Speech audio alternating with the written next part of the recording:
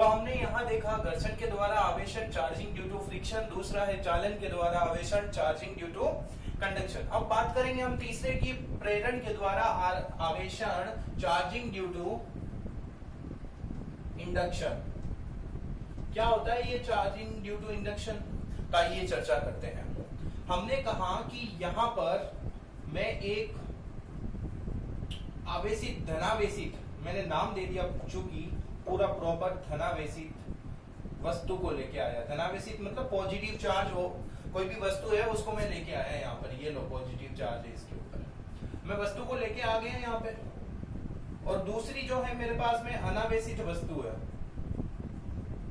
अनावेशित वस्तु है, neutral body है कोई। तो अब क्या होता है कि जैसे मैं इसके पास में लेके जाता हूं, इसको जस्ट इसको मैं इसके पास में लेके जाता हूं, तो पास में लेके जाऊंगा तो उस केस में क्या हो जाएगा कि यह जो धनावेशित वस्तु है और यह नीचे बना देता हूं थोड़ा, तो आपको समझ में आ जाएगा कि जैसे मैं इसको पास में लेके आता हूं, ये धनावेशित वस्तु है और यह जो है वो अनावेशित वस्तु थी। अभी तक ये अनावेशित वस्तु ही है,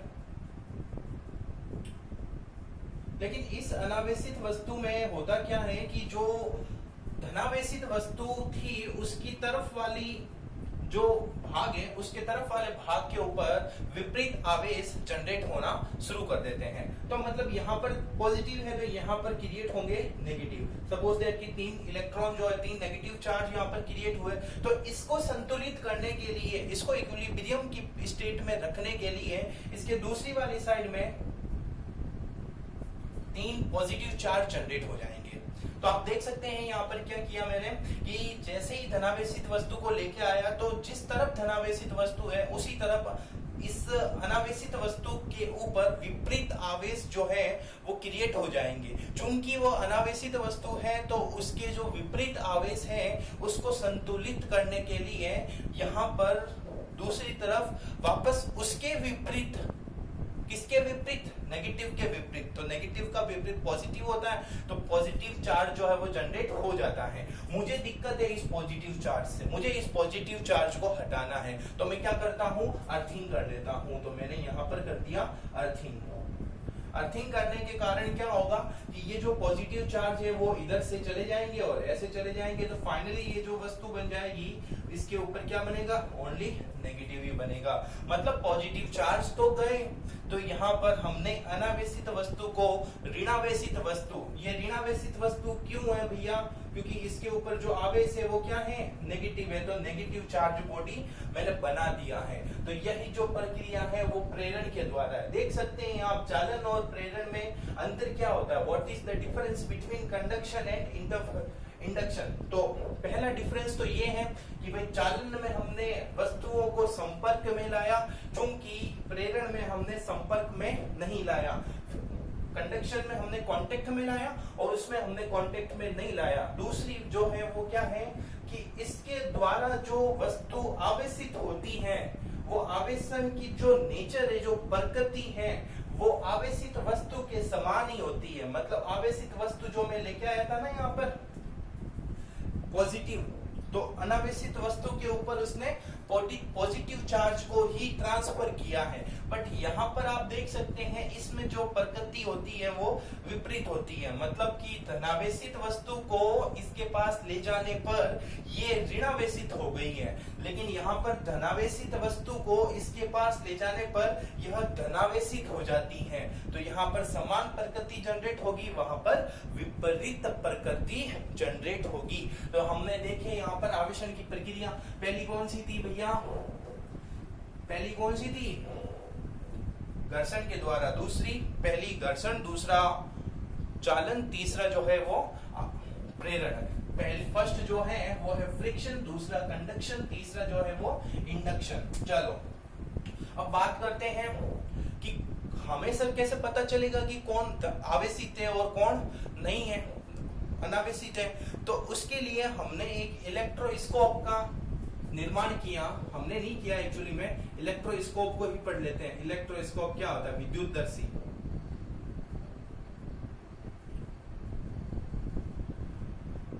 एक ऐसी डिवाइस है जो इलेक्ट्रॉन की उपस्थिति को मापने का प्रयास करती है या फिर कोई आवेश की उपस्थिति को बताती है कि भाई इसके ऊपर आवेश उपस्थित है, इसके ऊपर आवेश उपस्थित नहीं है।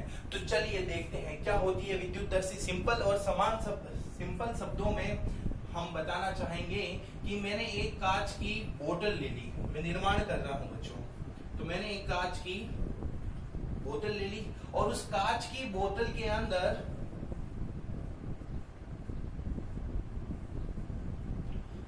मैंने एक धात्विक छड़ को इस टाइप से रखा हुआ है, धात्विक छड़ को, और हम देख सकते हैं यहां पर मैंने कॉर्क लगा दिया। कॉर्क क्या होता है, आपने रबड़ का ढक्कन देखा होगा, वो कॉर्क होता है जो बाहर की चीज को, बाहर की कोई भी गैस को अंदर और अंदर की गैस को बाहर नहीं जाने देता है, एकदम इंसुलेटर की तरह वर्क करता है।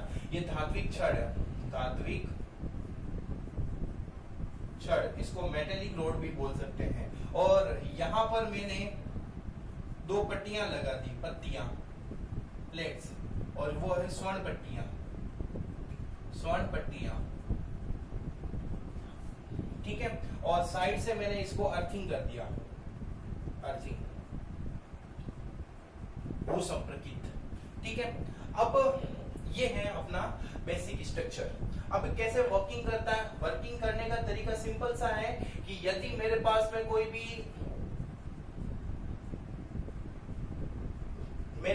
कोई भी वस्तु है और उस वस्तु के ऊपर धनावेश है, ठीक है, तो उस वस्तु पे धनावेश है, तो मुझे चेक करना है कि इसके ऊपर कोई आवेश है या नहीं है, या फिर कौन सा आवेश है। तो हम क्या करते हैं, इसको जैसे इसके कांटेक्ट में लेके आते हैं, मतलब इसके कांटेक्ट में लेके आएंगे तो इसका जो चार्ज है वो इसके ऊपर वितरण हो जाएगा। अब कौन सी प्रक्रिया है यहाँ पर, वो मुझे आप कमेंट बॉक्स में बताएंगे कि जब मैं एक धनावेशित वस्तु को अनावेशित वस्तु के संपर्क में लेके आता हूँ तो उस केस में यह जो धनावेश है वो इसके ऊपर आ जाते हैं। ये जो प्रक्रिया है वो कौन सी आवेशन की प्रक्रिया है, मुझे आप कमेंट बॉक्स में बताएंगे। तो जैसे ही ये इसके ऊपर आता है तो ये पट्टियों के ऊपर भी वो चार्ज जो है वो चला जाएगा, और आप जानते हैं कि ये पट्टियां जो है वो समान चार्ज हैं, तो समान चार्ज है तो इनके बीच में रिपल्सन होगा, प्रतिकर्षण होगा, जिसके कारण ये पट्टियां और दूर चली जाएगी। और जैसे ये और दूर चली जाएगी तो हम यहाँ पर आइडिया लगा देंगे कि हाँ जी इसके ऊपर तो आवेश है। तो ये है आपका विद्युतदर्शी इलेक्ट्रोस्कोप। तो बेसिक आप देख सकते हैं इलेक्ट्रोस्कोप क्या होता है, विद्युतदर्शी। चलो अब बात करते हैं हम इस चैप्टर के सबसे इंपॉर्टेंट पार्ट की, जो है कूलाम का नियम। पहले तो कूलाम जी जो थे उनके याद में हम उनका सम्मान करते हैं और उनके ही सम्मान में हम उनका नियम को पढ़ेंगे। तो कूलाम का नियम, कूलाम्स लॉ,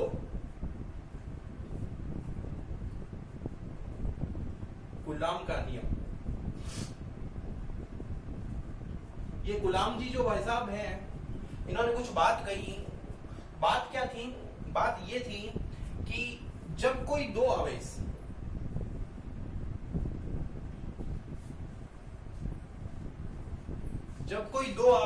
जिनके ऊपर Q1 तथा Q2 आवेश हैं और उनके केंद्र के बीच की दूरी स्मॉल r है, तो उनके बीच में एक विद्युत बल लगता है, और उस विद्युत बल की जो प्रकृति है उसके बारे में जो है वो कूलाम जी ने बताया, तो उसी को हमने बोल दिया कूलाम का नियम। तो कूलाम के नियम के अनुसार हम कुछ बातें ध्यान रखेंगे। तो पहली बात क्या है, पहली बात यह है कि उन दोनों वस्तुओं के बीच में लगने वाला विद्युत बल है F है, वो प्रोपोर्शनल होता है। वो प्रोपोर्शनल किसके प्रोपोर्शनल होता है, उन दोनों वस्तुओं के आवेशों के गुणनफल के। तो F प्रोपोर्शनल टू Q1 और Q1 Q2, मतलब दोनों आवेशों के गुणनफल के समानुपाती होता है। क्या होता है समानुपाती और व्युत्क्रमानुपाती, मैंने आपको बताया था। सॉरी, दूसरी बात, विद्युत बल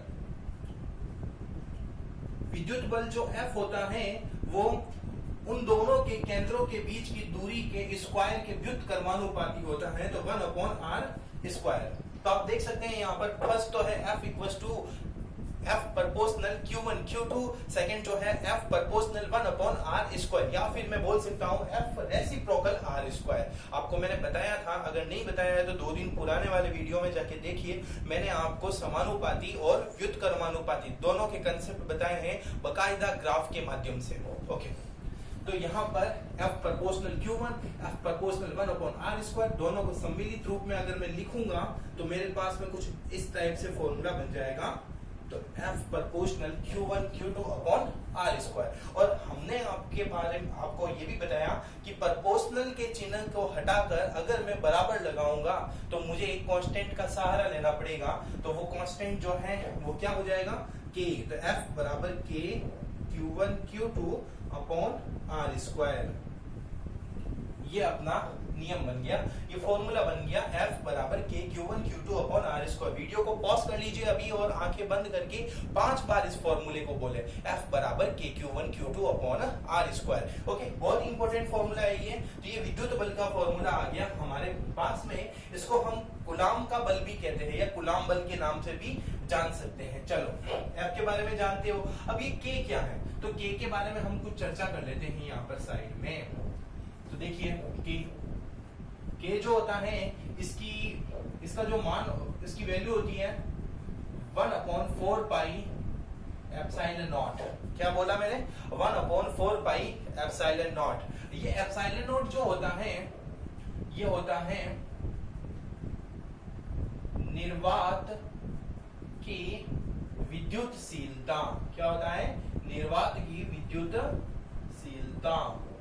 देखो K को मैं नहीं जानता, I don't know about K, but I know about epsilon not, क्योंकि एप्सिलॉन नॉट को हम परिभाषित कर सकते हैं, K को परिभाषित नहीं कर सकते हैं। तो खाली ये फॉर्मूला लिखने से कोई मतलब नहीं है, इस फॉर्मूले को लिखने के साथ में आपको ये लिखना बहुत जरूरी है कि K की वैल्यू क्या होती है। तो K बराबर 1/4 पाई एप्सिलॉन नॉट, जिसकी वैल्यू होती है 8.85 इंटू 10⁻⁻12, और इसकी जो यूनिट होगी वो यूनिट क्या होगी, कूलाम स्क्वायर। क्या बोला मैंने, coulomb square upon newton into metre square. Coulomb square upon newton into metre square, ये इसका मात्रक होता है। अब आप कहेंगे सर ये मात्रक जो है ना, ये कैसे आपने याद कर लिया, ये तो हमें से तो याद होता ही नहीं है। तो मैं कहूंगा बेटा टेंशन लेने की जरूरत नहीं है, आपको मात्रक कैसे याद करने हैं वो मैं बताऊंगा। मैंने कोई याद नहीं किया है, मैंने तो इस फॉर्मूले को देख के बनाया है यहाँ पे मात्रक, तो वो कला भी आपके ऊपर आ जाएगी, पहले कंसेप्ट पे ध्यान दो। तो एप्सिलॉन नॉट की वैल्यू आ गई, और एप्सिलॉन नॉट की वैल्यू जो है वो जैसे ही हम इसमें रखेंगे, रखने पर एक K का एक मान आ जाएगा, और वो मान होगा 9 इंटू 10 की पावर 9, और ये 9 इंटू 10 की पावर 9 जो है वो K की वैल्यू होती है। और इसका जो मात्रक आएगा वो मात्रक क्या आएगा, देखो अभी इसी में आपको समझा देता हूं। K जो है वो एप्सिलॉन नॉट के उल्टा है, तो यहाँ पर ये जो मात्रक है वो भी उल्टा हो जाएगा। क्यों, क्योंकि ये 4 पाई जो है ना, इसका कोई मात्रक नहीं होता है। तो यहाँ पर देख सकते हैं मात्रक क्या बन जाएगा, newton into metre square upon coulomb square. लो जी, आपने तो K का मात्रक याद कर लिया, ये K का मात्रक। पुष्टि करनी है, पुष्टि कर लेते हैं। चलो कि सर आपने ये सही लिखा है गलत, एक और सूत्र से मुझे पुष्टि करके बताओ। तो यहाँ पर देख सकते हो आप, ये कौन है, फोर्स का मात्रक क्या होता है, 11 बटा होगा, न्यूटन होता है, ठीक है। चार्ज है ये कूलाम, और नीचे कौन है, आर मतलब डिस्टेंस, दूरी का मतलब मीटर होता है, तो ये मीटर स्क्वायर हो गया। तो आप देख सकते हैं K को तो इधर ही रखो और बाकी को उधर भेजो, तो ये newton into metre square upon coulomb square. तो देख सकते हैं newton into metre square upon coulomb square, तो ये है K का मात्रक। तो K की वैल्यू आपके पास में आ गई। चलिए कुछ बातें चलते रहने देते गाड़ी को, है ना। ये तो चलो निर्वात में जब होता है तब ये फॉर्मूला आएगा, तो फॉर्मूला बन जाएगा आपके पास में, क्या बनेगा निर्वात में फॉर्मूला, F बराबर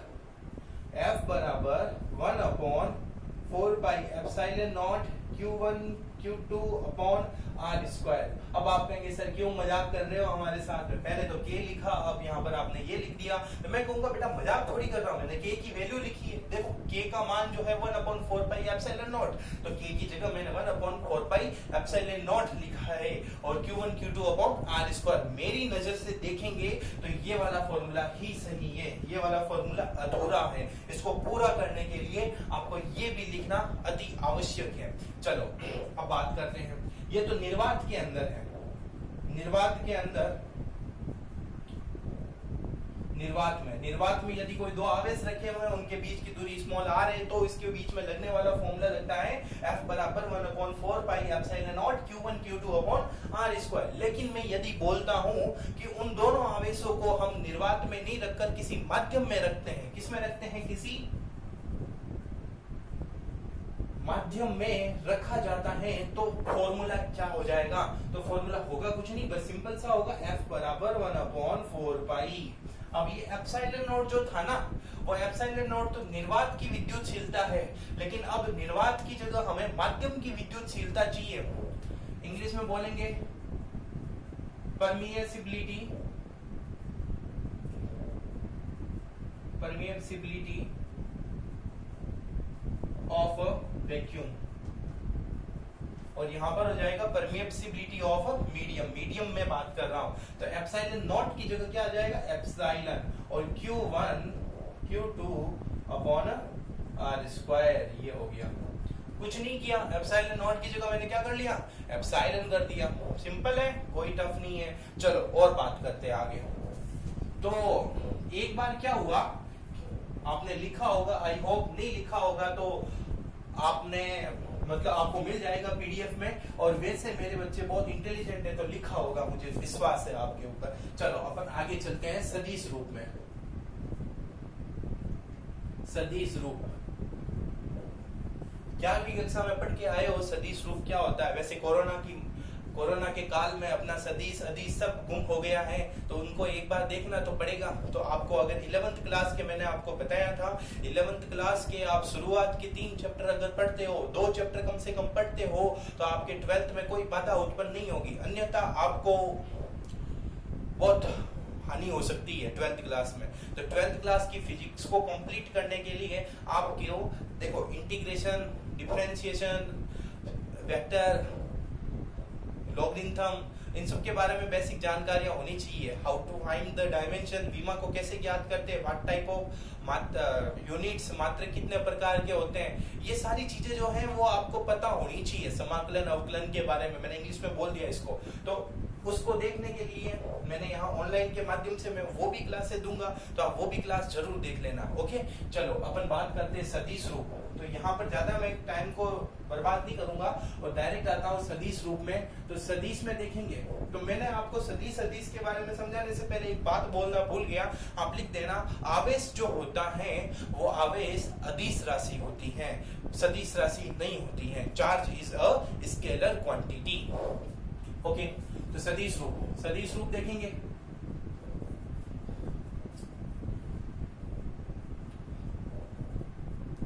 तो ये जो हमने अभी फॉर्मूला देखा है, तो वो फॉर्मूला सदिश नहीं हो कि क्या है, अदिश है। और फॉर्मूला क्या है, F बराबर K Q1 Q2 upon R square.